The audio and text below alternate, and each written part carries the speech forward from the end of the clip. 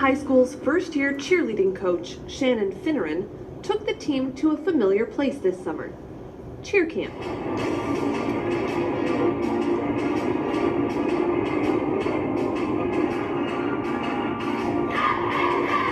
While at ISU, the 2017 squad learned some valuable lessons to help them up their game. One thing they were already really strong in was stunting. I knew we could build upon that, but I really wanted to work on the energy and enthusiasm. So one thing I did kind of tell them, the love of the game, I felt like we really needed to work on, just being there and being in love with what we're doing and portraying that to everybody we're around. We didn't just stunt, we also cheered and danced and learned a lot of chants and learned how to use our voice.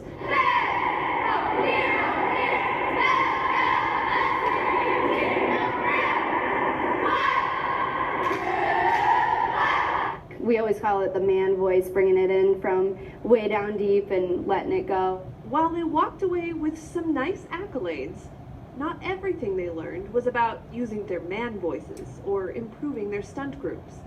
In fact, the biggest lessons were much more significant. Coming away from camp, I totally felt more of a bond with all my teammates. We learned a lot at camp, and it's really great going into a season off to a good start. High school cheerleaders must find a unique balance as aspiring athletes in their own right and also as the keepers of the school spirit. When Coach Finneran, who was already a teacher at Moline High School, accepted the new role with the cheer team, she knew that finding this balance would be a tough but worthy challenge. So one of the first things I said when I took over as head coach in our meeting was I just wanted them to feel empowered and confident, and I felt like something they were lacking that I saw and witnessed at other games was confidence in themselves and feeling like they could build each other up, instead of tearing each other down, and work together and really not only as a team but to the younger girls be that role model and really all around with community, with academics, with the way they portray themselves and their athletic ability too.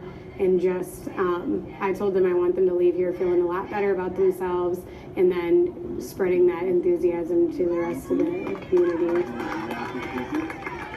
My goal was to make a strong team that had togetherness and that could really show school spirit. I know they kind of struggled in the past here and there just getting involved, making fans kind of fall in love with them, and that's been our overall goal, and I think we've been pretty successful with it.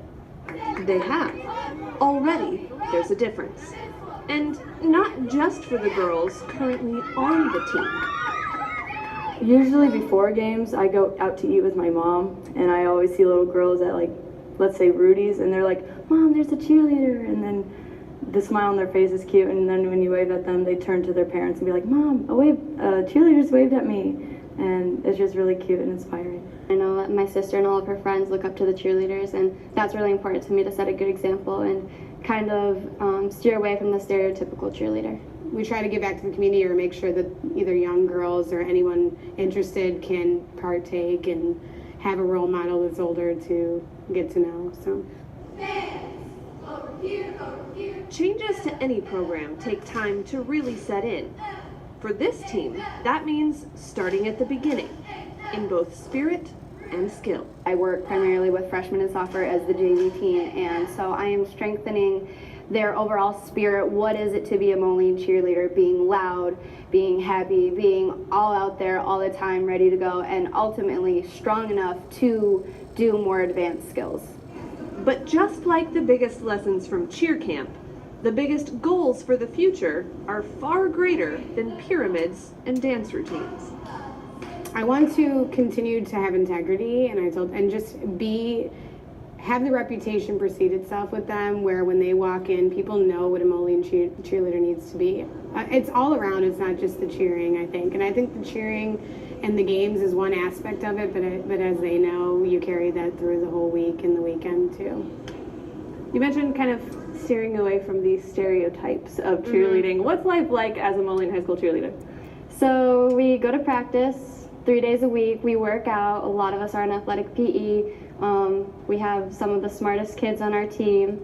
I don't know, we're really into our schools, and it's not just about cheering, it's about being involved in our community too.